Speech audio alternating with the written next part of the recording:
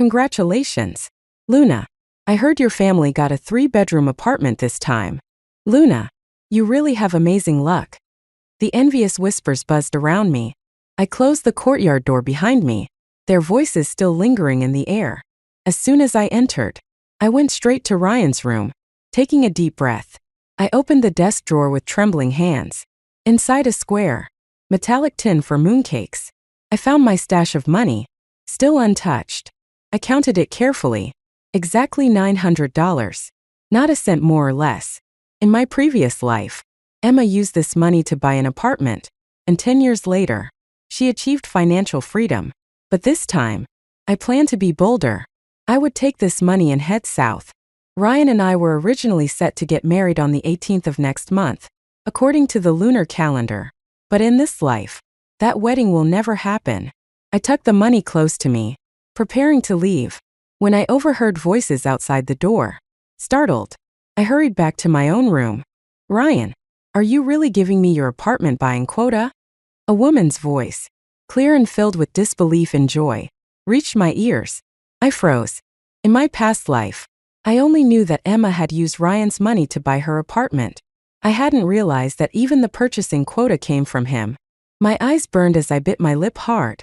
You and your son, living under someone else's roof, need this apartment more than I do. Ryan replied softly, his tone gentle, completely unlike the indifferent way he spoke to me.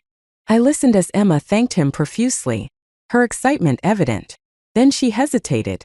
But even if I have the quota, I might not be able to afford it. Ryan didn't immediately reply. You know how it is, Ryan. My son is still young, and raising him is expensive, with just odd jobs here and there. I haven't saved up much. Her words hung in the air for a moment before Ryan finally said, I'll figure out the money. Don't worry about it. After a few more polite refusals from Emma, the two of them left. Only then did I emerge from my room. In my past life, when I heard that Emma had earned hundreds of thousands from the apartment she bought, I had been genuinely envious. Back then, Ryan had only made a dismissive remark as he ate his meal. It's just fate. If it's not meant for you, don't bother wishing for it. I had believed him, thinking Emma's good fortune was simply destiny. How was I to know that her good fortune was actually Ryan's sacrifices, along with mine, handed over to her? If not for Emma's slip of the tongue in my previous life, admitting that Ryan had helped her buy that apartment, I would have died clueless. How deep must his love for her have been? Deep enough to willingly let himself, me, and even our child live crammed into a 300-square-foot apartment while gifting money and a home to her. And then he had the audacity to tell me it was just fate. When the two of them had finally left, I sat silently in the room for a long time. By dusk, I went into Ryan's room, retrieved the mooncake tin, and placed it on the dining table. That evening, I made chicken soup and steamed a large pot of rice for myself.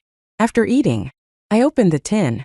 Inside, besides my money, there was also Ryan's 2 years of savings, exactly $2.600. Additionally, I found his workplace's housing purchase certificate and some receipts for daily expenses. When Ryan returned, he saw the open tin and frowned. What are you doing with that? He asked irritably. In the past, I would have rushed to greet him with a smile as soon as he came home. Ryan was an impressive-looking man, tall and well-educated. After graduating from university, he worked at a research institute. I had been utterly satisfied with him as my fiancé, even wholeheartedly in love. But reality had proven me wrong. It was only today that I learned my father had borrowed money from a few colleagues back then. I planned to use some of this money to pay them back first. My mother passed away early, and my father was a middle school teacher. He was always dedicated and selfless, especially toward his students. Ryan was one of them. Back then, Ryan's family was struggling, and my father not only tutored him for free but also secretly slipped him pocket money several times. In fact, some of Ryan's high school tuition was covered by my father. Ryan wasn't the only student my father helped, of course. So, despite being a teacher all his life, my father barely saved any money. Sometimes, when there were big expenses at home, he even had to borrow from his colleagues. When I mentioned this, Ryan didn't suspect a thing. How much is still owed? he asked after a pause. $3,100. I replied evenly. How could it be that much? Ryan said instinctively. The IOUs are in there, I said, pretending to stand up. He quickly waved me off. That won't be necessary. I trust you. After a moment, he hesitated and asked, can we delay the repayment for a while? I glanced at him without replying. Of course, I knew what he was planning. To give that money to Emma. I almost laughed at the absurdity. Dream on. I was preparing to head south to start fresh. And I couldn't leave without money. Ryan didn't dare take the money back. He simply said, keep the box here for now. Before leaving, after he was gone, I retrieved my father's account book. My father might have been overly generous, but at least he had a habit of recording every expense. I carefully went through it and listed every penny he had spent on Ryan over the years. The total shocked me. Beyond covering Ryan's high school tuition and living expenses, my father had also helped him during college. When I added it all up, it came to over $2,800. That was the equivalent of 3 years of my father's salary if he didn't spend a single penny on himself. I took $2,800 out of the money Ryan had saved in the mooncake tin. As for the remaining $200 or so, I decided to consider it a loss. I carefully hid the money, planning to return the tin to Ryan tomorrow. What's rightfully mine, I'll take without guilt. But what isn't mine, I won't touch, not even a cent. The next morning, as I was making breakfast, I heard Emma's voice coming from outside. I was stirring rice in the pot when her sobbing caught my attention. They're too much. How could they hit you? She cried. My hand froze. I stepped out of the kitchen and saw Emma, her eyes red and swollen, her long hair draped over her shoulders. She looked small and pitiful, practically curled into Ryan's arms. What's going on here? I asked, my voice cutting through the scene. Hearing me, Emma quickly turned her head and wiped her tears before glancing at me. Don't misunderstand, Luna. I didn't want to bother anyone, so I came to see Ryan. The three of us had known each other since childhood. 10 years ago, most of the homes here were still wooden, and families lived close together. Back then, Ryan and Emma lived in the same courtyard and often played together as kids. Then came the fire. That fire, though it didn't claim any lives, burned several streets worth of houses to the ground. Afterward, everyone rebuilt their homes separately. Emma eventually married a tailor's apprentice but was widowed shortly after, nearly losing her mind from grief. It was with Ryan's help that she managed to return to her family home. When Ryan said Emma was living under someone else's roof, he meant that after moving back, Emma often clashed with her sister-in-law. Each time, she would run to Ryan for help, and he always stepped in, taking care of everything. Looking back now, it was laughable that in my previous life, I genuinely believed Ryan only saw Emma as a sister. Ryan's about to get married, I said coldly. You throwing yourself into his arms like that isn't appropriate. People might think you're planning to remarry, I added pointedly. And you know, being a widow remarrying isn't exactly a great reputation to have. Even though I had no intention of continuing this engagement, I couldn't help but jab at her. Emma's expression shifted immediately, and she instinctively glanced at Ryan. Ryan frowned and scolded me. What nonsense are you talking about? I let out a sneer and ignored the both of them, returning to the kitchen to finish cooking. The sound of Emma's crying resumed outside, mixed with Ryan's attempts to comfort her. It went on for quite a while before things finally quieted down. After breakfast, I went to the factory where I worked as a quality inspector. I had been assigned to this job after graduating from high school.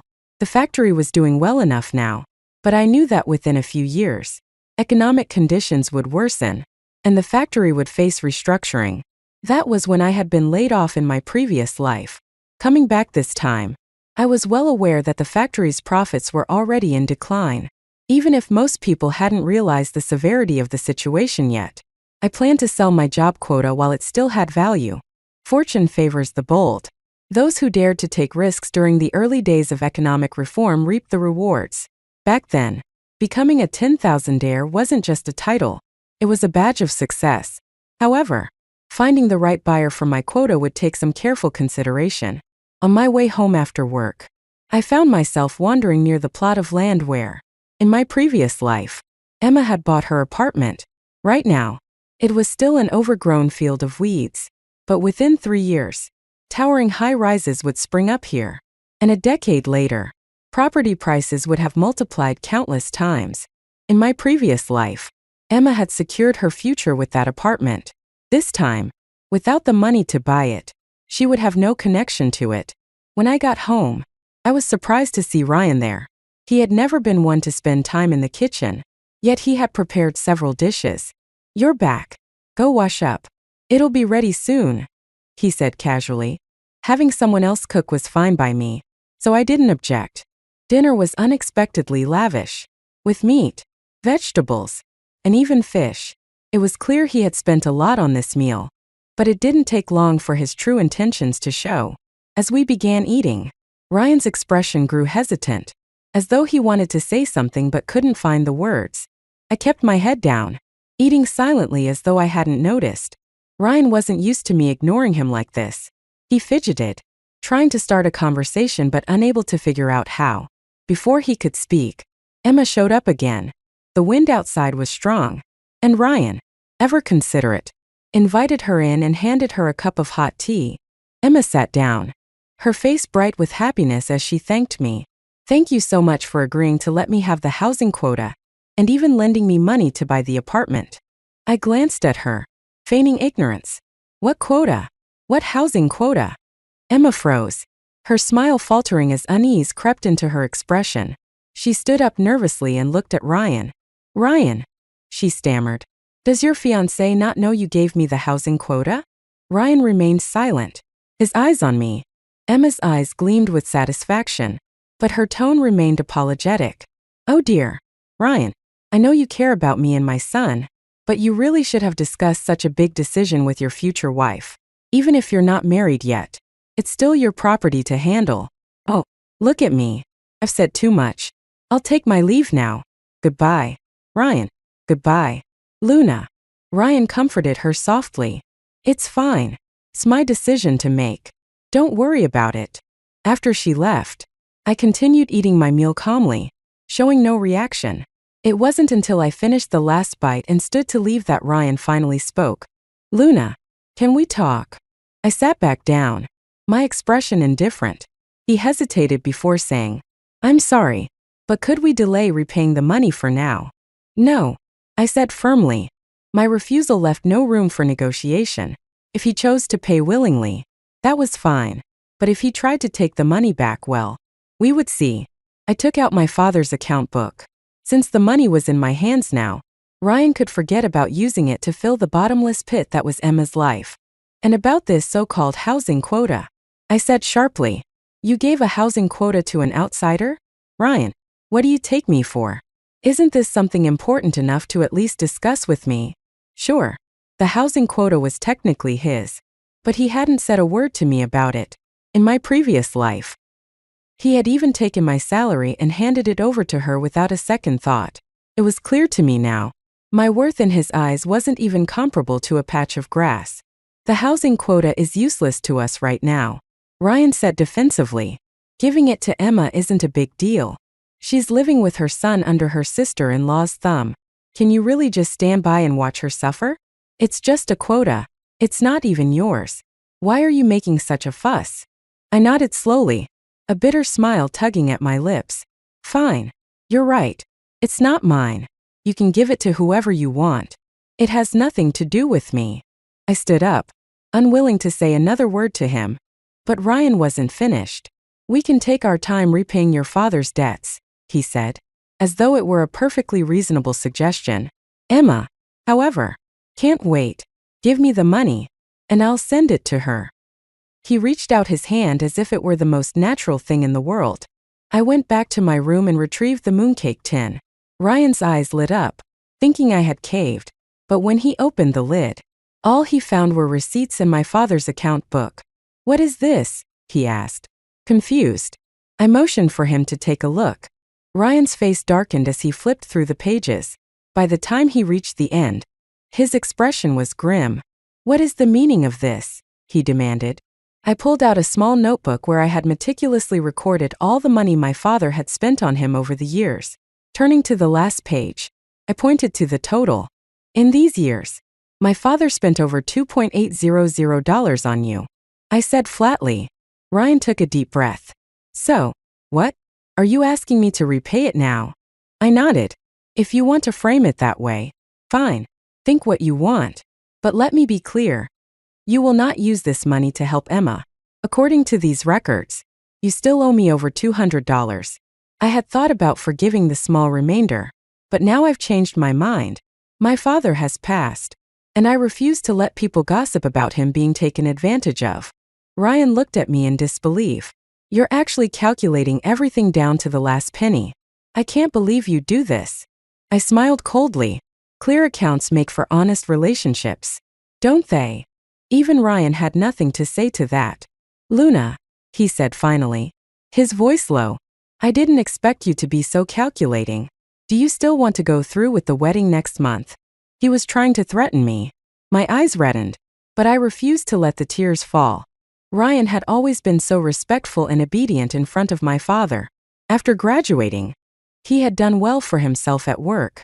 2 years ago, when my father fell critically ill, he had worried about who would take care of me after he was gone.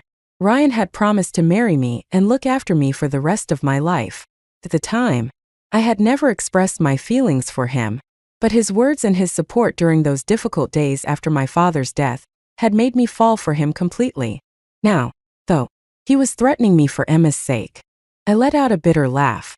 Did he really think I couldn't live without him?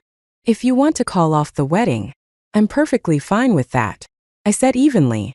Ryan hadn't expected me to agree so readily. He froze, caught off guard. Before he could respond, I smiled. But if you're so concerned about Emma, helping her doesn't necessarily mean you have to buy her a house. After all, money isn't the solution right now. Ryan frowned. What do you mean? I chuckled. Her sister-in-law targets her because she's seen as a freeloader. If I give her my job, not only will she have a steady income, but she'll also have childcare. Wouldn't that be even better? Ryan was still trying to process what I had said, his face a mix of confusion and hesitation. I'm not that kind-hearted, I said calmly. But you can trade your housing quota for my job. Ryan thought about it for 2 days before reluctantly agreeing. Although Emma couldn't buy a house, she now had a stable job. With that, her troubles at her family's home were essentially resolved, and she seemed genuinely happy. Ryan was pleased too. As for me, the day I received the housing quota, I immediately spent $1,000 to purchase the property. The thought of turning $1,000 into millions in the future thrilled me. Ryan assumed I gave my job to Emma to better prepare for our wedding next month, so he didn't think much of it. What he didn't know was that I had already bought a train ticket to the south and planned to leave tomorrow. When Ryan came home that evening, I had just finished packing my belongings. Why are you packing so much? He asked, noticing the bundles. Since I hadn't cooked, Ryan went into the kitchen and made 3 simple dishes and a soup. I stuffed my bags into the cabinet, replying casually, too much stuff. Just organizing. Ryan brought me a bowl of soup and, after some hesitation, pulled out a small stack of money from his pocket. Emma just started her new job. I lent her $50. Here's $30 for you. I paused briefly before accepting the $30 without hesitation. While the larger portion had gone to someone else, this was money he owed my father. Taking it didn't weigh on my conscience. Dinner was quiet and awkward. Neither of us spoke much. Ryan glanced at me and cleared his throat. Don't worry, he said. After we're married, you can stay at home and focus on running the household. I'll hand over my wages to you every month. You'll be in charge. As he said this, his ears turned red, and there was a rare hint of expectation in his expression. I let out a small laugh. And what about next month? Won't you need to lend your sister money again? I couldn't resist the jab. Ryan looked at me, puzzled. She has a job now. Why would I still need to lend her money? I couldn't find the words to respond immediately, but it didn't matter. After I left, whether Ryan and Emma ended up together, or he married someone else, none of it would have anything to do with me. Before bed, Ryan brought out a stack of red invitations and asked me who we should invite to the wedding. I glanced at the bright red invitations and lowered my head. It's up to you, I said flatly. Back in my room, I bolted the door. I hadn't packed much, just 2 sets of clothes. I had sewn most of my money and important items into the collars and cuffs of my garments, while the rest was wrapped and hidden in my socks. I'd rather have money that carried an odor than arrive at my destination penniless. I was just about to fall asleep when Ryan unexpectedly knocked on my door. Annoyed, I opened it to find him standing there with a polished wooden box in his hands. "What's this?" I asked, raising an eyebrow in surprise. "Come here," he said, reaching out to pull me forward. I instinctively stepped back. Ryan froze, then withdrew his hand and pushed the box toward me instead. His gaze was cautious, almost expectant. I took the box and opened it under his watchful eyes.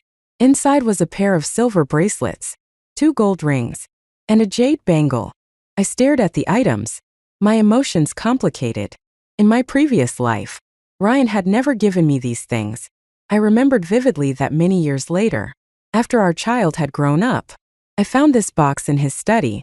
When I opened it out of curiosity, Ryan had immediately snapped the lid shut in front of me, his expression filled with displeasure.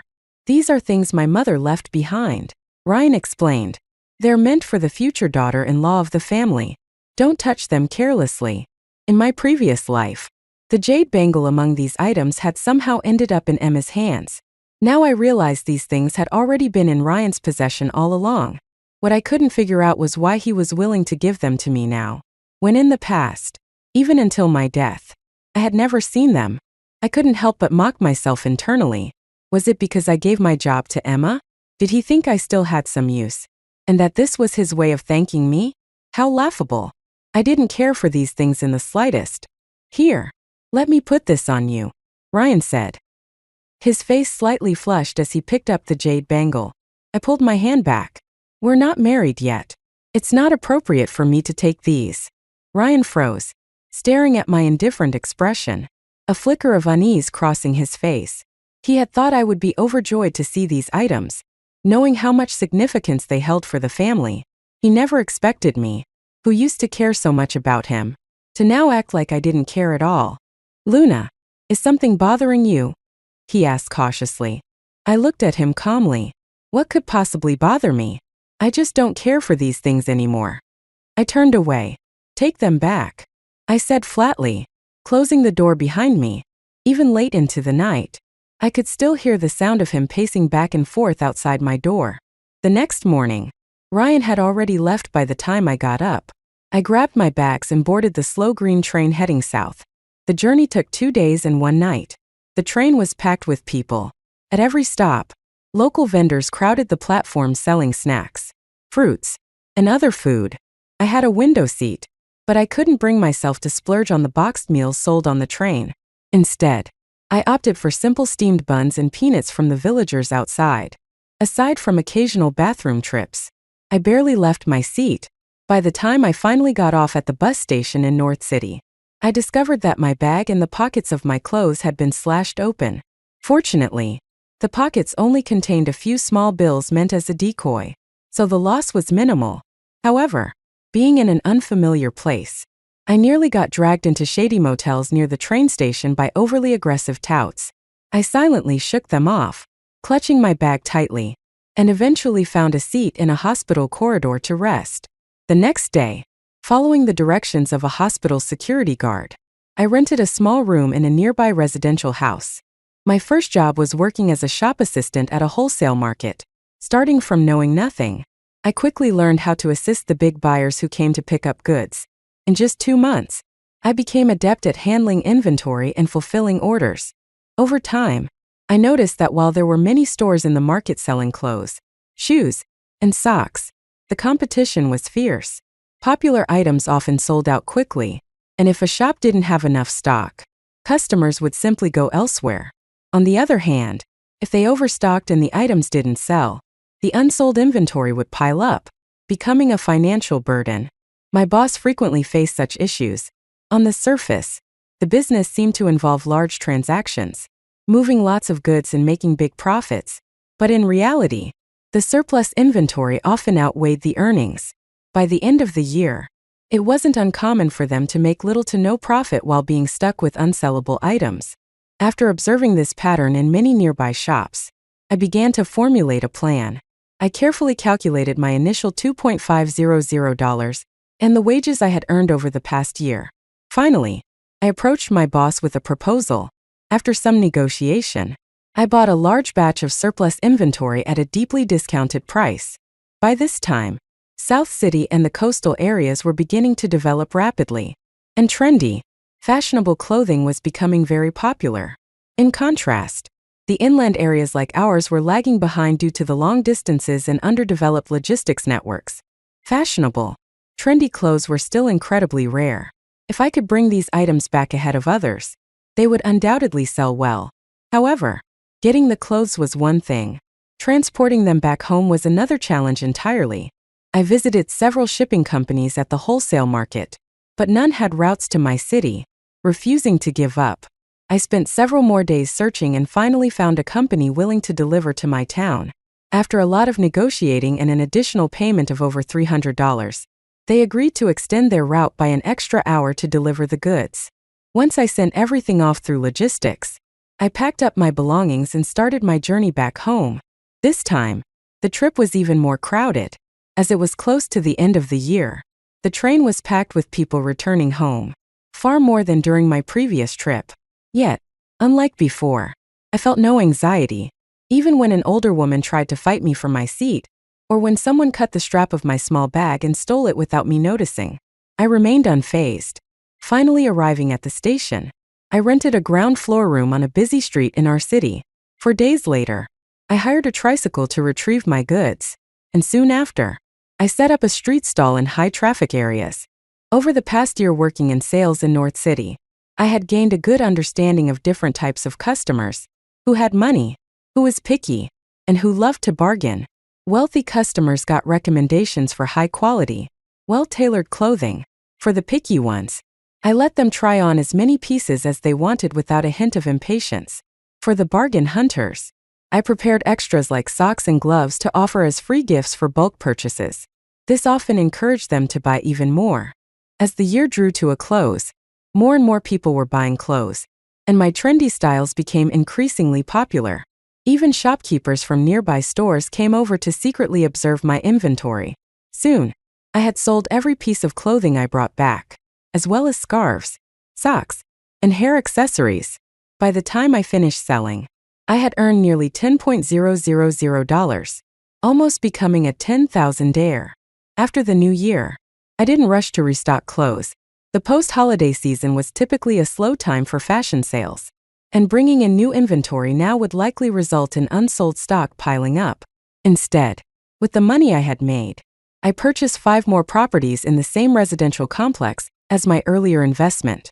With the remaining funds, I headed back to South City and started selling electrical appliances. Knowing that weddings in our area were beginning to embrace the trend of 3 essentials and 1 luxury, a bicycle, sewing machine, watch, and radio, I focused on those items. Radios, in particular, were so popular that finding one sometimes required sheer luck or timing. Over the next 6 months, I worked tirelessly, and by the end of August, I secured a significant commission from a large order. Combining that with my previous earnings and savings, I invested everything into a shipment of radios and related items. When the goods arrived, they sold even better than the clothes from the previous year. I didn't deal in major brands, but the profit margin for each radio was close to $1,000.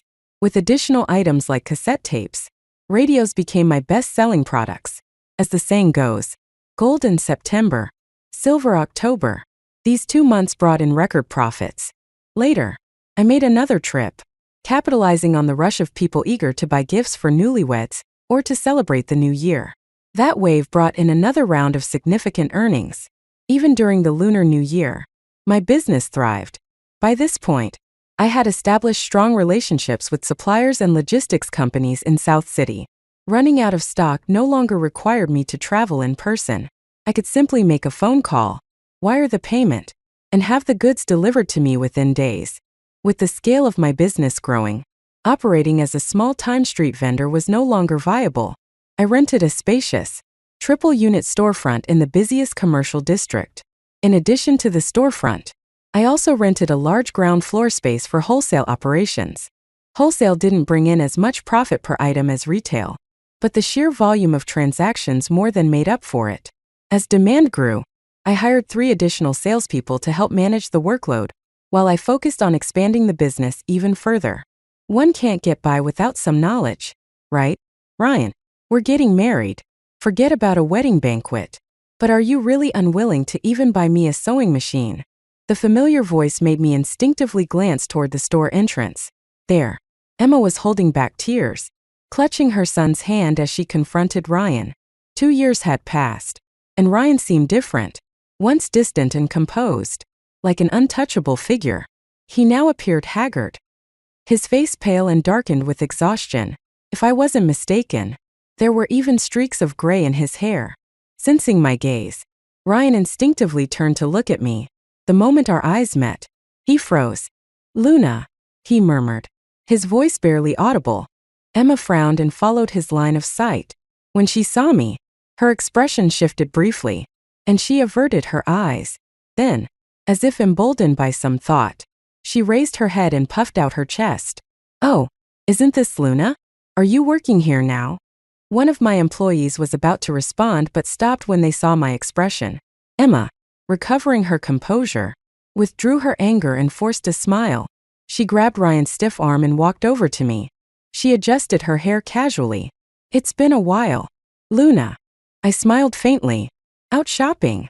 Ryan's eyes reddened as his mouth opened and closed, but no words came out. Emma shot him a sharp glare before addressing me with a smile. "Oh, Luna, you probably don't know, but Ryan and I are already married." I nodded slightly. "Congratulations. Shopping for wedding essentials." "I see." Emma gave a modest nod and then dragged me along to browse the store. Under my polite compliments and admiring gaze, she eventually bought a radio, a sewing machine, and a color TV. The color TV was one of the newest and most expensive items in my store. To commemorate this special reunion, I decided to charge an extra $1,000 for it. After paying, Ryan's face visibly darkened, but Emma couldn't help smiling as they prepared to leave. She turned to me and said, "Thanks for all your help today, Luna. Working here must be exhausting, but I hear you earn commission. With everything we bought today, your commission must be quite the windfall." I held back a laugh. "You're absolutely right. Thanks so much for your support." As Emma basked in her triumph, a stout middle-aged man hurried into the store. "Boss, has my color TV arrived?" he asked, addressing me directly. Emma's smile froze as she looked at me in disbelief. I simply smiled back and gestured for the man to follow me. "Mr. Lee, I've been holding it just for you. Come with me." When I returned from the warehouse, Emma and Ryan were already gone. That evening, after balancing the books with my employees and locking up the store, I stepped out into the night. I hadn't walked far when I noticed someone following me. Just as I reached for the pepper spray in my bag, a familiar voice called out, "Luna, it's me." It was Ryan. Nearby, at a roadside food stall, Ryan ordered 2 bowls of stir-fried noodles. The clinking of glasses and the sound of the chef's wok sizzling with heat filled the air, bringing a comforting sense of normalcy. The 2 of us sat there in silence. In my world, Ryan had been gone from my life for 2 years. During that time, I could count on one hand the number of times I'd thought about him. My days were consumed with plans for making money, buying properties, and building a future. If he hadn't shown up today, I might have completely forgotten what he looked like. As the awkward silence stretched on, my hunger got the better of me. Picking up my chopsticks, I started eating. Ryan watched me with a complicated expression before finally speaking. "Luna, how have you been these past few years?" I nodded quickly. "Very well." It was the truth. Especially after leaving Ryan, my life had been better than ever. He stared at me closely, his face clouded with emotion. "Luna, I'm sorry." I paused mid-bite, genuinely surprised. Ryan actually realized he owed me an apology? His face turned pale as he continued. "I know you left without a word because you were deeply disappointed in me. We were engaged, but I didn't cut ties with Emma. Instead, I went out of my way to care for her." He lowered his gaze. "But I never expected her to tell others that she already belonged to me." I couldn't help but laugh. From sister to lover. What a promotion. You were never actually related. Yet you kept calling her your sister, as if it was the most natural thing in the world. No wonder she felt justified in saying that. Ryan's face twisted in frustration. But he kept talking. Her family caused an uproar. They demanded that I marry her. But she's a woman with a child. How could my mother ever agree? They even caused scenes at my workplace and my mother's job. Enough. Enough. I raised my hand to stop him. I really have no interest in hearing about this mess. Setting my chopsticks down, I added, "You're married now. Telling me all this is inappropriate. Enjoy your meal. I'll leave first." I pulled out a $100 bill, handed it to the vendor, and left without looking back. We all lived in the same area, so I was well aware of what Emma's family was like. They were worse than vampires, sucking the life out of everything. When Emma got married, her family accepted a hefty bride price but didn't even send a blanket as part of her dowry. Naturally, her in-laws looked down on her, and her married life quickly descended into chaos. That's why she ended up back at her parents' house. Ryan had known all this but had been blinded by his feelings for her, seeing everything she did through rose-colored glasses.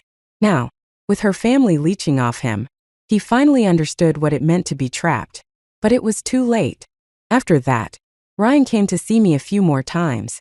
Each time, he hesitated and seemed on the verge of saying something but never did. It was exhausting and frustrating. In the end, I had enough. I decided to invite Emma over and made Ryan wait nearby. Facing Ryan directly, I asked, "What exactly do you want from me?" Ryan seemed to struggle with himself for a long moment before finally looking up at me, his face full of determination. "Luna," he said, his voice faltering, "I want to say that Do you think we still have a chance?" Ryan asked, his voice trembling. I sneered, my tone sharp and unapologetic. "You're married. Are you seriously trying to string me along now?" "It wasn't my choice," he blurted. "I was set up. I can divorce her." Ryan shot to his feet, his agitation clear. "She's just a divorced woman with a child. If she hadn't clung to me, do you think I'd ever have married her? Ever since I've been with her, people have been mocking me, saying I'm playing stepdad for cheap. They say I threw away a watermelon to pick up a pair of discarded shoes no one wanted." Before Ryan could finish, there was a sharp yell. A figure burst into the room. "I'll kill you, you shameless bastard," Emma shrieked, lunging at him. "What's wrong with me having a child? Is he eating your food or taking your name? Calling me discarded shoes? What does that make you? Some moldy cucumber no one wants? And don't act so self-righteous. If I'd known you couldn't even last 3 seconds, I'd have died before marrying you." The room devolved into chaos as Emma's voice rang out, accompanied by the sounds of scuffling and shouting. Meanwhile, I calmly put on my sunglasses and walked away. Life is long, and perhaps their pain was only just beginning. But as for me, I was grateful. I had escaped long ago.